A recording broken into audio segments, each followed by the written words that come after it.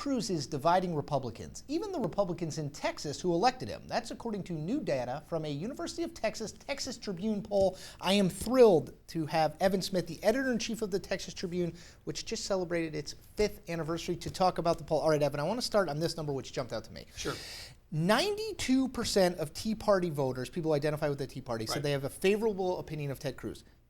52% of Republicans said they had a favorable opinion of Ted Cruz. Explain that divide to me. Well, so we have a 3-party state in Texas. It used to be 1 party. People aspire for it to be 2-party. It's actually 3 parties, 3rd Democrat, 3rd traditional Republican, and a 3rd Tea Party. The energy is in that last 1/3. So the Tea Party guys are the ones who are really ruling the roost. The traditional Republicans are the ones who are more likely to be the old George H.W. Bush establishment, noblesse oblige, yes. The kind of people who, horror used to support Planned Parenthood back in the day when you could do that. Those guys have a private view of Cruz that I think is not terribly positive, and I think that ambivalence, that negativity is reflected, but publicly it doesn't matter because they can't afford to oppose him. He's still their guy. I want to talk about the dangers of sort of crossing the Cruz wing of the party. So John Cornyn is, from the start, he looks like a senator. He does. He's been in an elected office for a long time. He's part of the establishment leadership here in Washington. He's former chairman of the National Republican Senatorial Committee, and he's up for re-election. How much danger does the 1/3 Democrats, 1/3 Republicans, 1/3 Tea Party present to Cornyn? It's enormously problematic for him because he is one of these folks, by any other state's standards, Chris, he is conservative. Only in Texas in 2013 would John Cornyn be a liberal.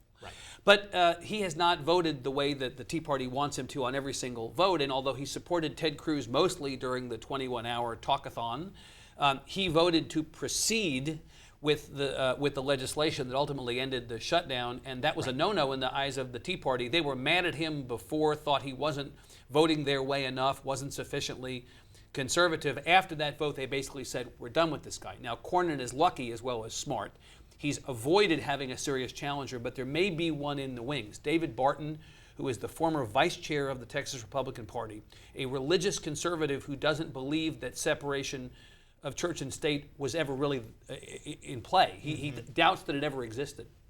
He's now being floated as a possible candidate. He is exactly the kind of Ted Cruz style religious conservative Tea Party guy who could conceivably sneak up on Cornyn. I can't let you go without talking about the Texas governor's race, which has drawn huge. The best. Yeah, I mean, huge. Christmas every day. Huge national attention. Yeah. So, your poll, I was surprised with this. I want to know if you were.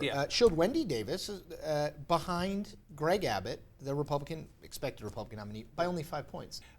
Do I think it's that close race? Probably not really, but we're a year out, and as much as anything, name ID matters. Yeah. Look, people say, "Oh, Wendy Davis, I know who that is." This is a national race. There'll be national money from both sides in this race, but at the end of the day, Texas is a conservative state. There are not enough Democrats under the current circumstances, unless Greg Abbott makes a Todd Akin-style or Richard Murdoch-sized mistake. Right.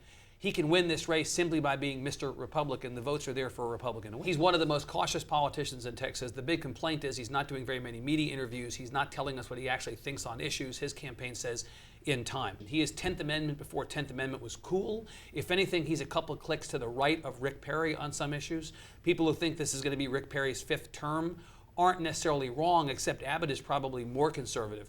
Evan Smith, editor-in-chief of the Texas Tribune. I've said it before, I've said it again. Texas Tribune, a model of what we should be doing in journalism. Thank you. We love it. Thanks so much. You bet. Okay.